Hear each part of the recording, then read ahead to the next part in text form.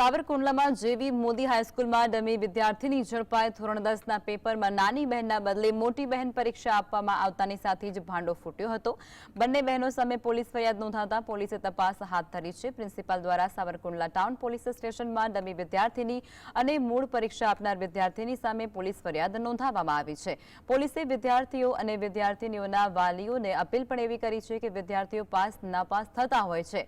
નાપાસ થયા પછી પણ પરીક્ષા આપવાના ઘણા બધા ચાન્સ રહેલા હોય છે, ત્યારે દીકરા અને દીકરીઓને પાસ કરાવવા માટે ડમી વિદ્યાર્થી બેસાડવા ન જોઈએ અને કાયદાના સંઘર્ષમાં ન ફસાવવું જોઈએ।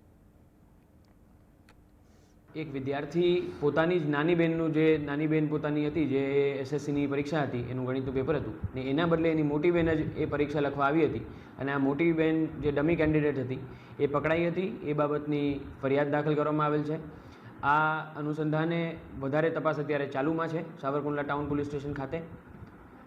આ ઉપરાંત એક પોલીસ તરીકે અમારી લોકોને, વિદ્યાર્થીઓને, વિદ્યાર્થીઓના વાલીઓને એક અપીલ છે કે 10મા અને 12મા ધોરણની પરીક્ષા જે છે એ આવતી જ રહે છે। આ નહીં તો આવતા વર્ષે